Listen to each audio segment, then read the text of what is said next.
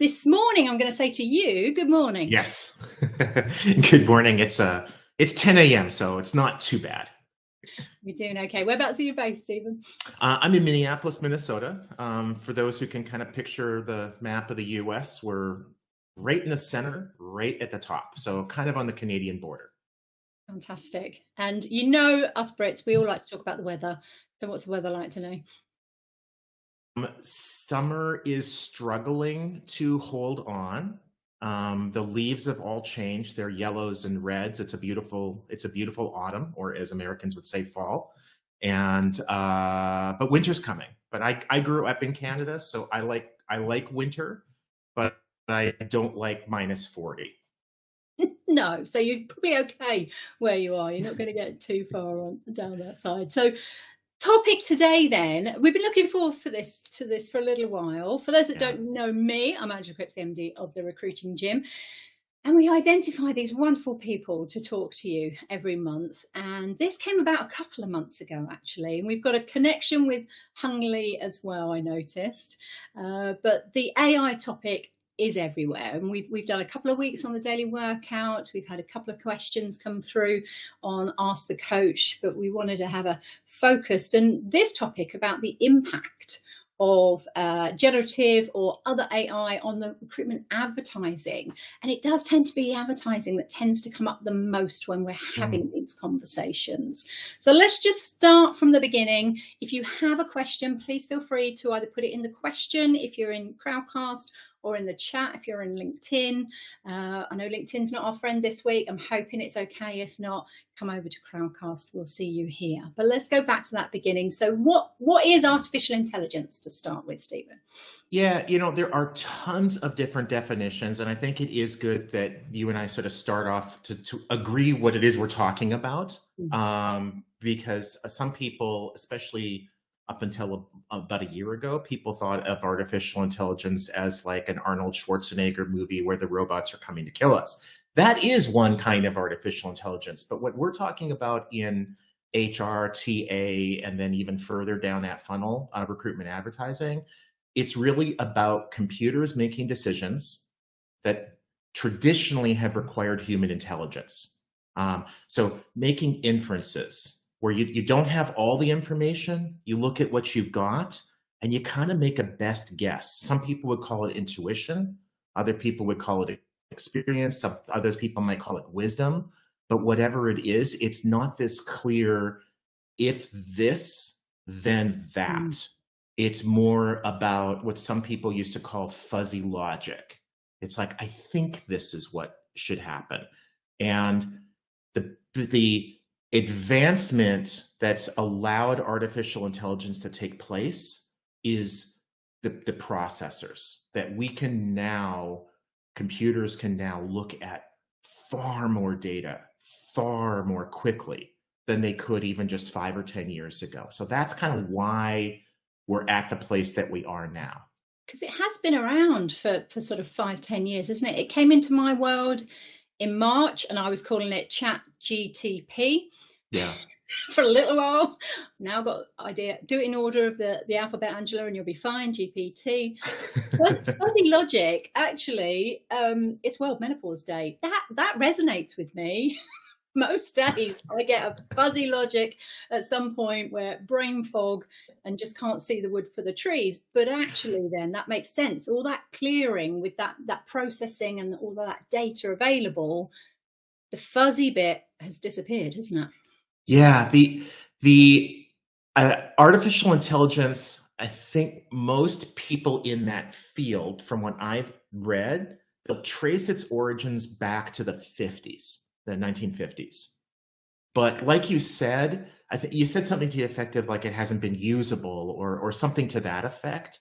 And then it's really just been like the last maybe 10 years. And I think that's right. I think that the vast majority of us have been using AI for years, whether it's 10 years or 15 years or 20 years, we can quibble about the exact date. But if you use this website, you've probably heard of it, called Google, then you've been using it now, and you've been using it for years. You just didn't know it. And I think AI done properly is like that. You don't need to know that a website is programmed in PHP in order for that website to be usable. The technology should be invisible to you. It should be transparent if it's good.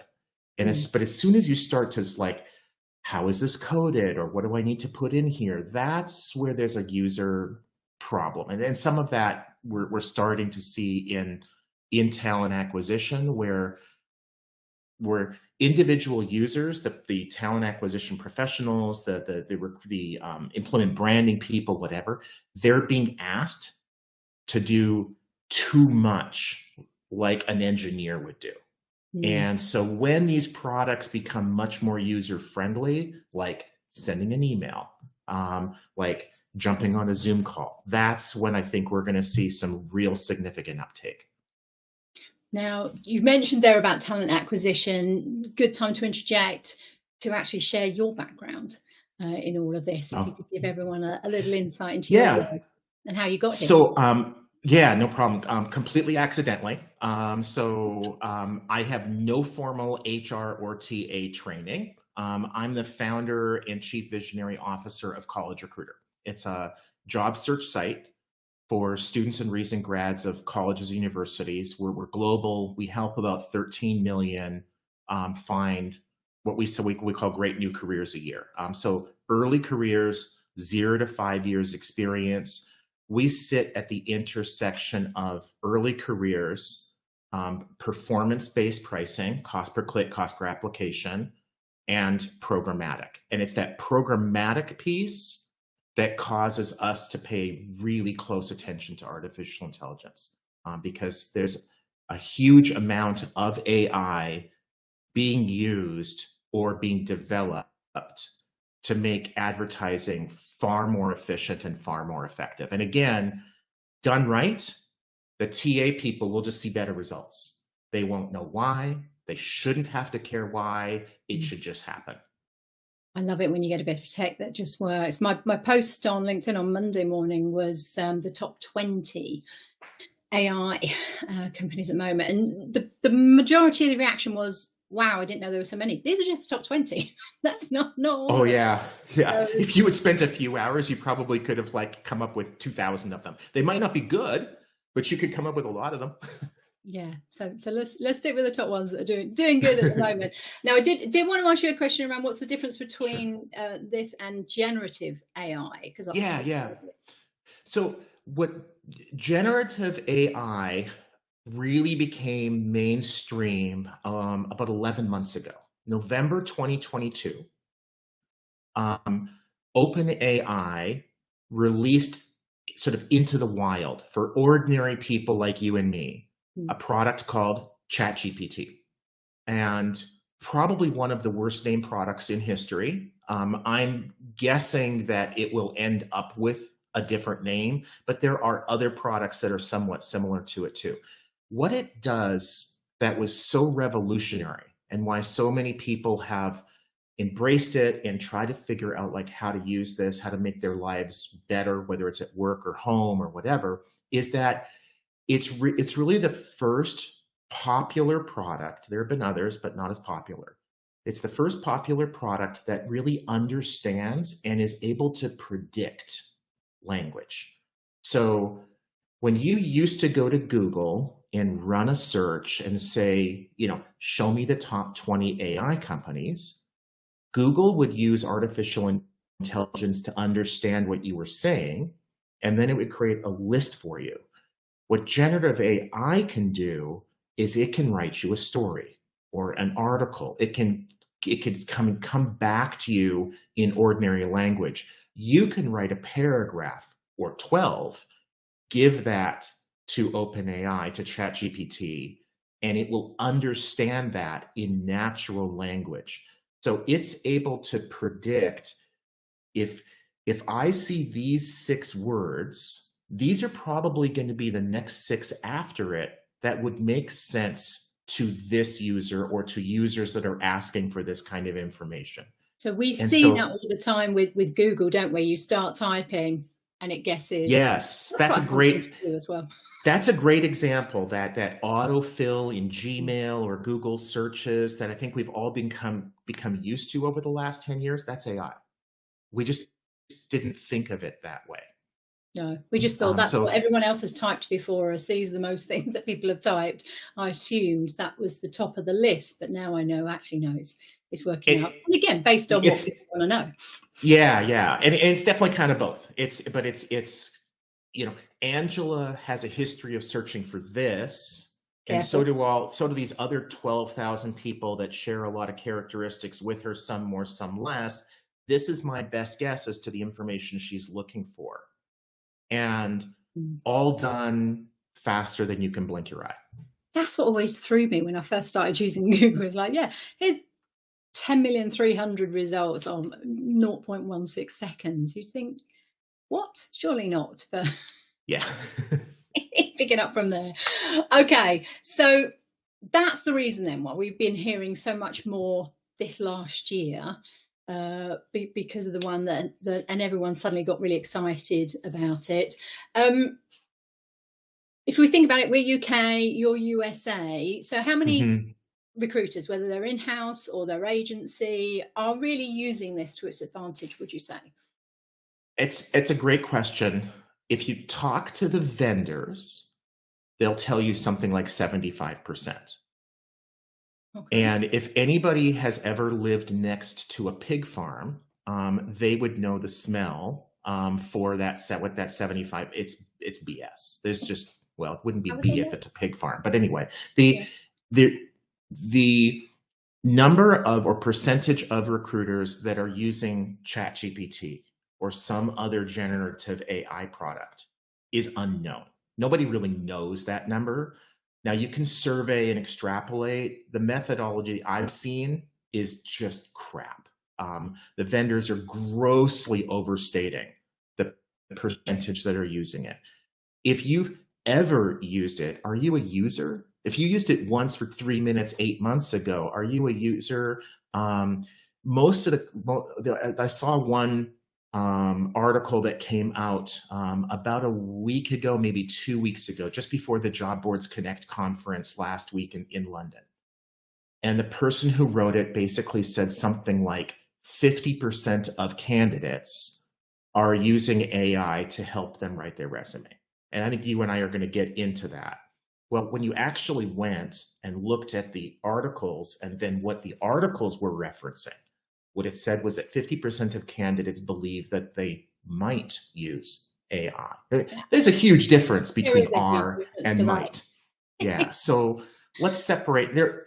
Clearly, it's a significant percentage. If I had to guess on a weekly basis how many recruiters are using generative AI, my guess is it's about 25%. If you include Google search results, Bing search results, which they're starting to show you generative AI, if you include that, it's probably more like 75%. But I don't think that's what we're really talking about. I think we're talking about going to ChatGPT or a product like that, maybe built into some kind of HR system, and help me write this job description. Is this resume copy paste a good match for this job description? Copy paste. What is this candidate missing? Here's an old job description. Can you write it so that it's more conversational?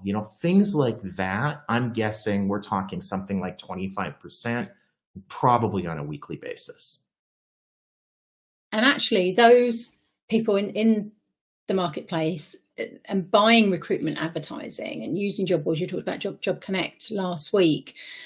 It makes sense to try and get the most out of it, but there's the backlash that's happening at the moment with people saying, well, I can spot a job ad or I can spot a CV that's been written by AI at 100 paces, and I'm wondering if that's true or not. What's your thoughts on that? I agree with you, but I'll take the conversation, if you don't mind, in a slightly different direction. Who cares? When was the last time any of us hired somebody and that we wanted to hire them into a role where they would be paid to write cover letters or CVs, right? You're hiring that. I mean, there are some of those people, but the vast majority of recruiters are hiring engineers. They're hiring people to work at a cash register in a retail shop, or to flip hamburgers, or to be a nurse. How is it relevant whether a nurse used ChatGPT to write her CV? Wouldn't you want to hire a nurse who embraces technology to make himself or herself more efficient? I mean, isn't that a good thing? I Shouldn't we love be that point. rewarding that? Yeah, and you're right. I worked in 5 different sectors as a recruiter, and only one of them was commercial, and therefore secretaries and marketing people, I expected them to be able to produce a good CV, but everyone else, I helped them. I was adapting it, I was changing it, I was suggesting all the ideas. It took forever working with them as well. So actually, yeah, if there's something that can do it in a nanosecond, then why Yeah. not? Yeah. So like I'm a Gen Xer. I'm 57. Calculators really kind of came into existence from a practical standpoint the generation before me. Kids who went to school in like the 60s, Had slide right? rules at our school. They could use calculators, Yeah. but by and large, the schools prohibited them. Yeah. Okay, fair You weren't allowed enough. it in the exam. Yeah, exactly. Yeah. I started school in the 70s, and by the 80s is when I was in high school, university, etc. By that time, in the 80s, my teachers, my professors had understood that calculators are here to stay and that they make everybody more efficient. And right, they help to bring up the bottom. If you can't figure out what 3 times 7 is, right, a calculator is going to help you with that. They also help to elevate the top, because people who can do 57 times 611 like that, I can't. But the people who could do that could then spend less time doing calculations and more time doing analysis. So the better teachers, the better professors started to say, go for it, Angela, go for it, Stephen. You want to use a calculator for your assignments in the exams? Good, because what I care about is your analysis. I don't care that you can do grunt work. That's for the calculator. We don't need you to do grunt work anymore. That's what generative AI is like now. Yeah. We don't need somebody to spend 7 hours writing a job description. You can take a job description from, Indeed and say, our position is similar to this, except for this, this, and this, rewrite it and do it in the voice of Shakespeare. And it will give that back to you in about 15 seconds. That's your first draft. That's not the final one that you post to your ATS or that you post to College Recruiter or Indeed or LinkedIn, but that might save you 2, 3, 4 hours of writing. And now you can put it into your voice, clean up a few of the inaccuracies, what people call hallucinations, things like that, and make it a better product. So in an hour, you can get done what you used to get done in, say, 5, 6, 7 hours. Yeah. Well, now what are you going to do with the rest of your time? One thing that recruiters can do is what they always have wanted to do, which is spend more time with candidates, at least some recruiters. And so don't spend as much time with the grunt work, spend more time where you can add more value. And that's what excites me about AI. There's stuff that we can talk about that scares me too, but that's another story. Yeah, we'll come on to that. And I did have a bit of a flashback while you were talking there, because I heard my old maths tutors saying, yeah, you're not allowed calculators, and that old adage, well, you're not going to have a calculator in your pocket all the time. Bullshit. So again, how wrong can we be? We don't know what's going to happen and what's going to come through. So those type of challenges, I really hope we've learned throughout time, and it is about embracing what's out there. We definitely don't want to lose the human element. And I've got Katrina Collier shouting at me in my ears here saying it's the robot-proof recruiter. So if we can use it, and actually I will give Katrina a shout out. I hope she doesn't mind me saying this, but yeah, she put a post out saying, I've reached out to this person, thanking them for the letter that they wrote me, saying it's obvious they wrote it themselves and really appreciate the time. And it's a lovely crafted letter, this, that, and the other. And thank God it's not AI. And they wrote back saying, actually, it was AI.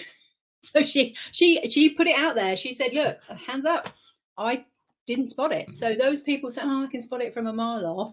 It's the draft, isn't it? It's the start. Yeah. It's the creativity that gets you going. I need that sometimes. I like working with people that are very creative, because they come up with ideas. I can then craft it and move it forwards. And that's what AI is for me. It's that spark of inspiration. It goes, oh God, that's a great idea. Right, now take it and move it forward instead. So let's talk about the worrying bits then. What are you worried about with regards to where we're going? You know, I think that most of us, or probably all of us in some ways, are inherently lazy. We always look for shortcuts. What's the path of least resistance? One of the things that I worry about with AI is that people will fail to understand that it's just another tool in the tool bucket, and that they'll become too reliant on it. So we've talked a few times here about job descriptions and CVs being written by AI, and the importance of that being your first draft, not your final product. So at least with today's technology, if you write a job description using AI and then don't really look at it and edit it, I'm not talking about changing every word, but you're probably going to make half a dozen or 10 tweaks to it, whether it's a job description or whether it's a CV. If you don't, I think you do end up with a product that's bad. Now, also to be clear, a lot of these AI products that produce content, producing written content. There are also loads of AI products out there that generate video. We use an AI product called Pictory AI to generate short videos. We'll take blog articles, basically take the headlines, feed that in, and it comes up with related short little videos. And then we post those to YouTube Reels, which is Facebook, Instagram, and TikTok, just to drive traffic. Pictory, did you say? Pictory, yeah. P as in Peter, ICTORY.ai. Yeah. Very, very user friendly. Once you kind of maybe invest an hour into it, then it's very easy to use, and so you can generate really quick videos with audio, voiceover, whatever you want, in an hour or less, rather than days of time. But if you just let the AI do it, it's going to come up with a horrible result. Yeah, I see the link. That's exactly right. Properly spelled. The hallucination part that people will talk about, for those of the viewers who don't know what that is, that's where the AI is just kind of making stuff up. There's no malice there. Some people are like, oh, AI tricked me. It's like, no, it doesn't have consciousness yet. It's not trying to trick you. I've got an example wrong. Yeah, Greg Savage at the beginning of the year was sort of exploring it. If you don't know, Greg Savage, been in the recruitment industry over 40 years. We've got his My Life In on our YouTube channel. We'll get the link in there. But he said, okay, well, let's see how this works, and said, tell me about Greg Savage. So they knew he got the right one and all about him. Okay, tell me the top 10 jokes that Greg Savage has said. Not one of them has he ever said. It just made it up based on what it knows about Greg Savage and maybe the type of jokes he would say. But yeah. Well, okay, so I'll challenge you that I'm joking about this. But if you know Greg, you'll know that some of his jokes might not be suitable in all environments. And so it may have come up with a few jokes that he actually did tell that he would not want to tell in the presence of grandmothers. And so maybe there was like some denial. I'm just kidding. But the one of the biggest fears of AI, and it's kind of going back to that I had, and I think a lot of people still have and will continue to have. My fear has been reduced somewhat with it, is the impact that AI will have on people's ability to work, on Is it going to cause massive unemployment, either in certain sectors or overall? And one of the nice things about my role at College Recruiter is I'm quite literally paid to kind of take a step back and look out at what's happening in different industries, look out at what's happened historically and how that might enlighten us as to what's happening now and in the future, and try to make some guesses to predict where do we need to be as a company a year from now, 5 years from now, et cetera. So one of the analogies that I came across for AI, that the more I think about it, the more I'm convinced this is the best analogy, is the cotton gin. I wrote a blog article on College Recruiter about it. The cotton gin was invented. Cotton gin.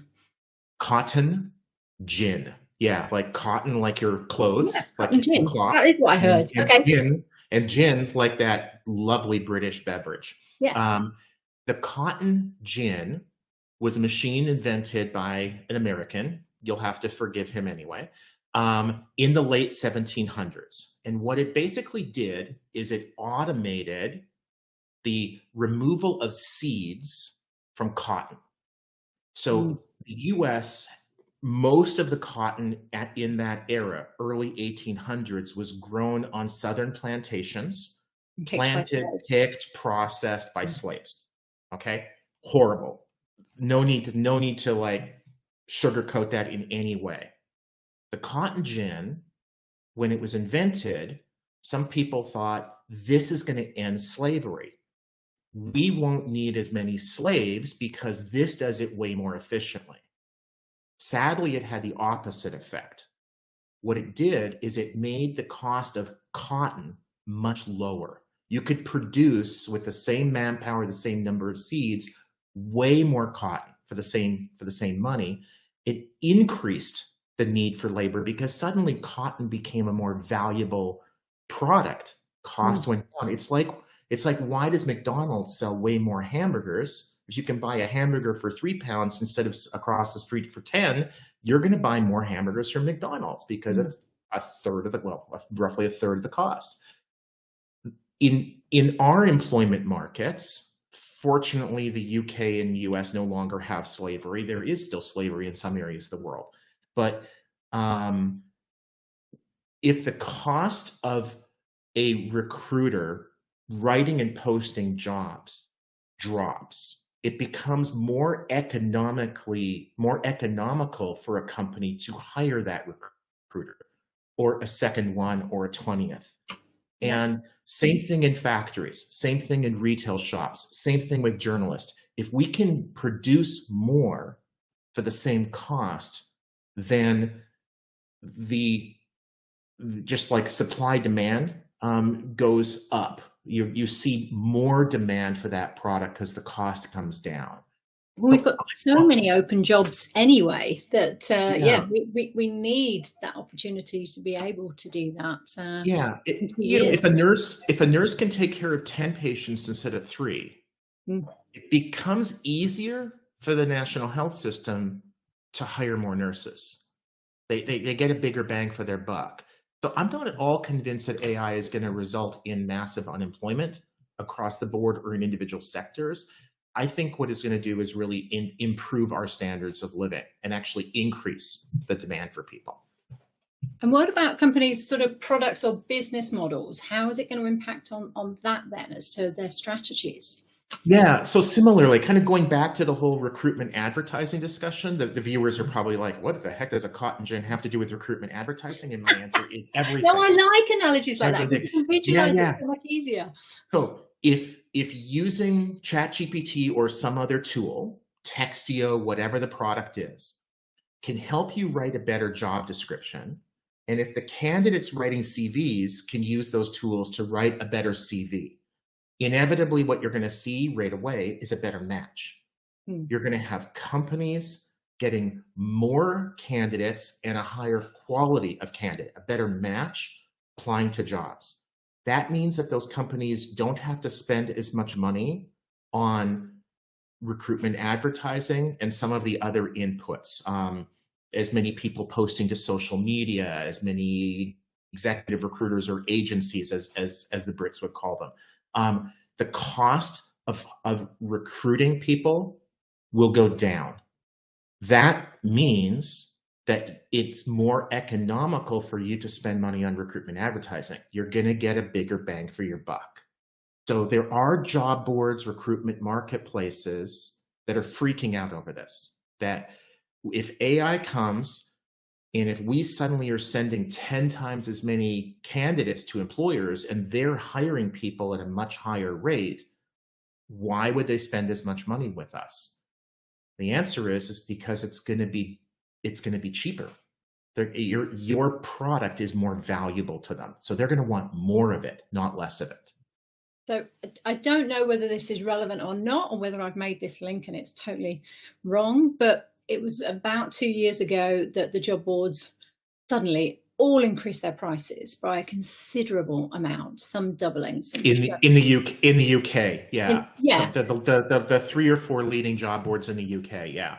And I'm wondering if it was that knowledge of AI coming in that they suddenly thought, wait a minute, we need to go way higher here because they're going to bring us back down again. You know, going high. I understand where you're going. I've had discussions with the leaders at those job boards, and what they said to me was that the UK was coming out of COVID, and there was a massive increase in the demand for talent. A lot more employers were advertising, but there was not a corresponding increase in supply.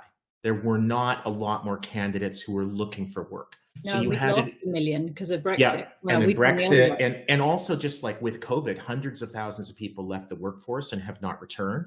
Yeah. One thing we forget about with COVID is that if you've got long-term COVID, you probably have a family member or two who are taking care of you, part-time or full-time. So that also has removed people from the labor force, and we probably will never see them again. It's like in the military, if you wound a soldier, it takes 4 soldiers to get you on a stretcher and take you to a hospital. That's 5 soldiers for wounding 1. And that's kind of some of the stuff that COVID did. So what those job boards said to me, like, Total Jobs and Reed and whatever, is not their words, but basically we have the same supply of candidates or similar, far greater number of employers, so we can charge them more. Some of those employers, if we charge more, won't advertise. That's okay, because we'll have fewer employers advertising. That will bring it back into equilibrium. Any recruiter that's upset about an increase in a job, how much it costs to post a job, should switch to cost per click or cost per application, because you don't need to run a job for 30 days and get 200 applications in order to fill a role. You need probably 5 or 10. And so with cost per click, cost per application, whether it's through us, Reed, whoever, you can basically turn off your ad as soon as you've hit that number. Some ads, you might have to spend £300 to get the desired number of applicants, and some you might only need to spend 10. So why are you always spending 200? Yeah. Put your money where it's actually having an effect. The vast majority of larger job boards, Total Jobs, Reed, College Recruiter, LinkedIn, Indeed, etc., they're all doing performance-based advertising, either solely or at least in part, like a hybrid model, and they're all using AI to optimize that to some degree. This is where we've suddenly realized, we've been immersed in AI for quite a long period of time. We just weren't aware of it. So I'm wondering what's coming next then. Have you got an insight at all into what's the next stage for us all? Yeah, with respect to recruitment advertising? Yeah, or recruitment in general in relation to AI? Yeah. So one thing that we've seen, the US in many areas of recruitment is years behind what you see in the UK and in the EU. Like employment branding, painting a picture of what it's like to work here. You guys are way better at that. We're more like, we're giving you a paycheck, work here. And somehow, for whatever reason, that just doesn't resonate with a lot of people. The US is further ahead, probably 2 years, when it comes to performance-based pricing, cost per click, cost per application, and programmatic, but the UK is rapidly catching up. Canada is as well, the EU is as well, the rest of the world is basically, what's that? What I definitely think is happening is we're about to see a real change in the number of applications per job opening. And if recruiters think that they're being bombarded now by a lot of irrelevant applications, hold on to your hats, because 6 to 12 months from now, it is going to be a tsunami. If you are receiving 20 applications now and 2 of them are good, you're about to receive 100 and 3 of them will be good. And Do what's you your have reason behind that? There are the AI products specifically targeted to candidates are rapidly growing in minority. There's a small but rapidly growing minority of candidates that are using these. So they used to use, we used to complain about like one-click apply and how candidates would go to Indeed or wherever, see a job posting, click apply, and their CV gets sent, okay? It might take a candidate 15 to 30 seconds to do that, right? Great. So in an hour, they could easily apply to 100 jobs. What if they could apply to 100 jobs in a minute? What if they could apply to 1,000 jobs in a minute? How many jobs do you think a candidate who doesn't really understand what happens on the company's end, nor should they have to understand that? All they care about is getting a paycheck so they can pay their rent. We are about to be massively bombarded by increased applications, and employers can complain about it, and they can say it shouldn't happen this way, or they can do something about it. At the Job Boards Connect conference last week, one of the speakers, Hilda, I'm blanking on her last name, but she works for, I think it's called African Jobs Network. She's, I think, their general manager, managing director. We'll find her. Yeah. And she's awesome. So she spoke about how in most of Africa, the problem is very much reversed, where you'll get 2,000 people trying to apply to a job. Job boards in Africa reverse the model. Rather than employers paying to advertise, candidates pay. But what they've done to solve the problem of too many candidates applying to a small number of jobs, and who wants to get 2,000 applications if you want to hire one person, is that they do, and I think this is a takeaway for the recruiters on the list, every single candidate goes through the same assessment. The assessments are scientific validated, not Myers-Briggs or something like that, but they're predictive of are you going to be a productive employee? And the ones that rise to the top, maybe the top 5%, they are offered the opportunity to apply. Without so the assessment, correct? No, with pay. To sort of get into the system, you need to pay. They're all assessed.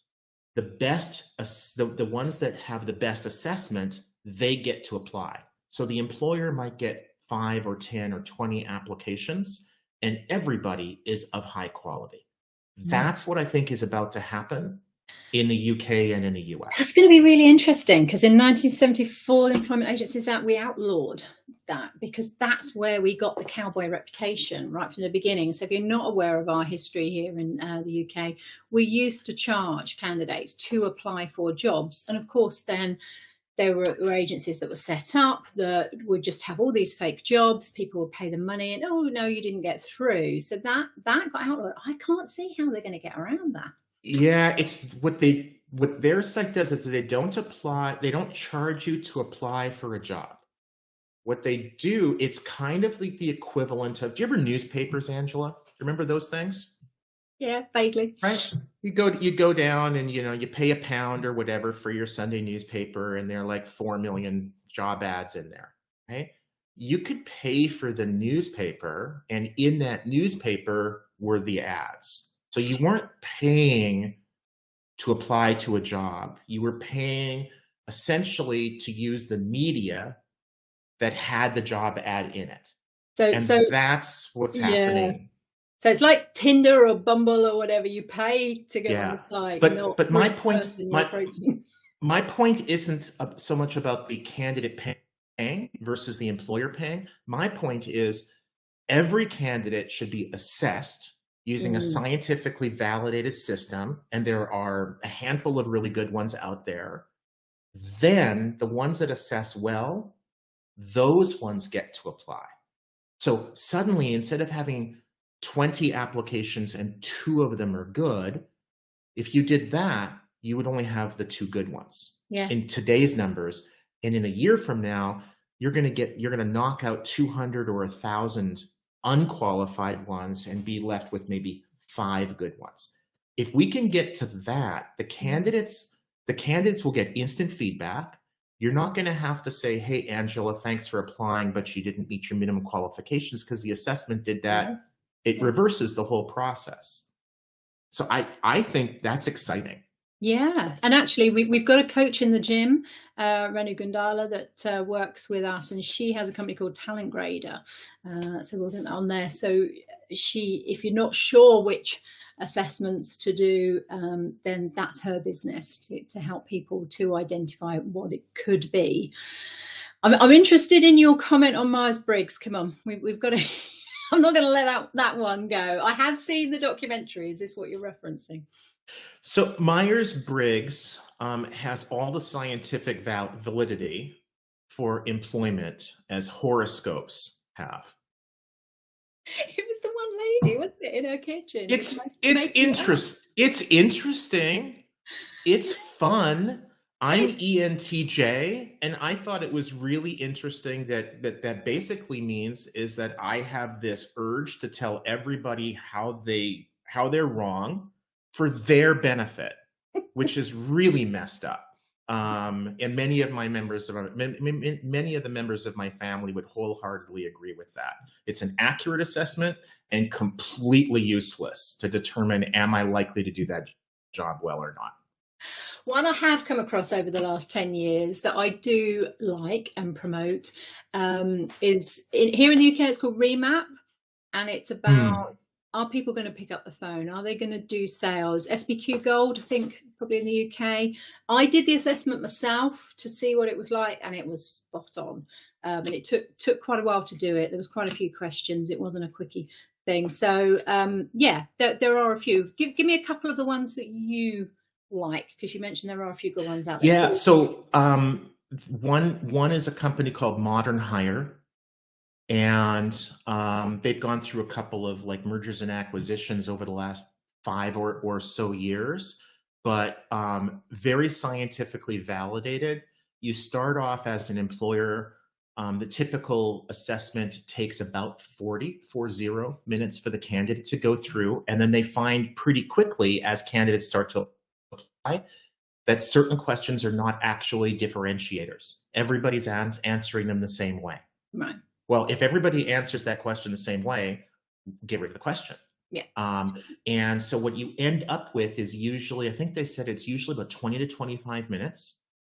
They recommend that the employer share the results instantly with the candidate. So the candidate can see, for example, Angela, you are not well suited to working in a sales position with our company, but you're remarkably well suited for customer success manager. Would you like to apply to that job?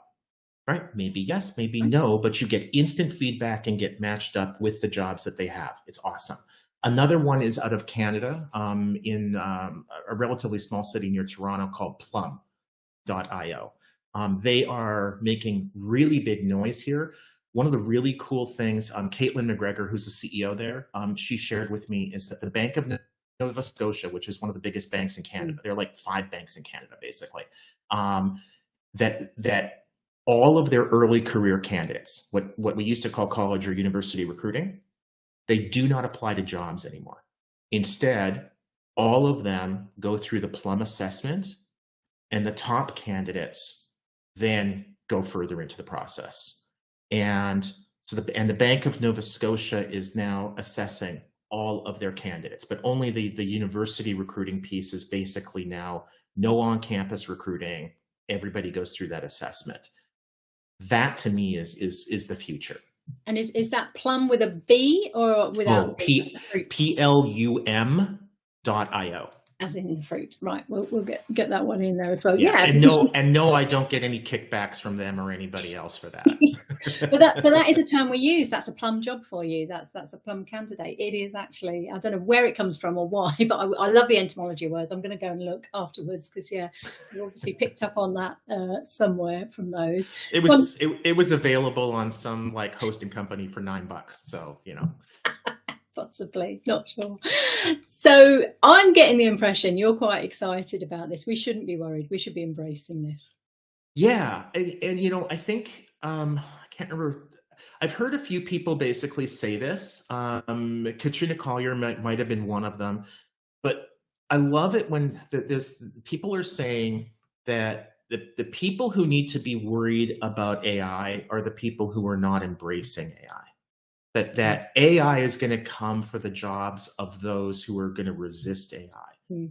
It's for those of us who are older, it's generally scarier. Our technical skills tend not to be as good. We tend to be more entrenched. I've been doing it this way for 30 years. Why I want to change, blah, blah, blah. It's like, you don't need to. But then if you become irrelevant pretty quickly, that was kind of your choice.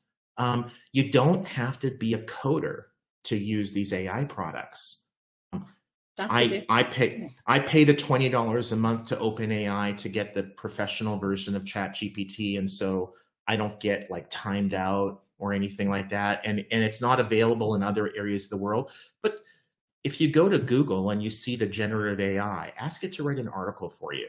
Bing, same sort of thing. Go and say, like, write me a blog article about blah, blah, blah, and it'll come back with like a Wikipedia kind of article. And tell me that that doesn't help you get your job done better. Yeah, that's the main reason I've used it this year. I've probably only used it 6 times, and a lot of it is on BD webinars to say, right, what could we find?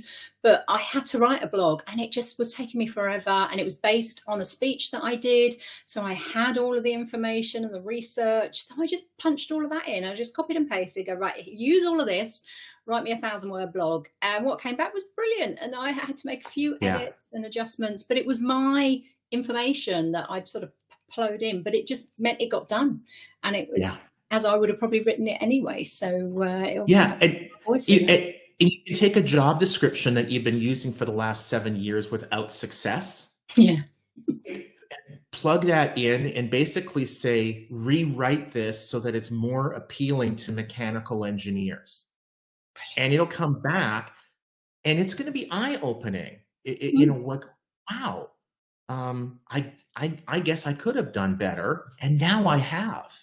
So it's going to train you in a way, isn't it? You're going to be better anyway writing them. And I love these people that are saying, okay, now do it again with a bit more humor. Oh, brilliant. Yeah, and when I put in stuff and say, rewrite it so it's better, it always just comes back and says it is as good as it can ever be. So just like Mary Poppins, practically perfect in every way. Every way. What a way to finish. Love that. Thank you so much, Stephen. This trip through AI and how it's affecting marketing and advertising. Brilliant. I've certainly learned a lot more. We'll get those other links in as well. So I've got Modern Hire and Plum.io. We'll get those links for everyone as well. And if you've got any questions, Stephen's LinkedIn is there in the chat. Feel free to reach out to him, and we look forward to hearing from you again. Thank you so much. Cheers.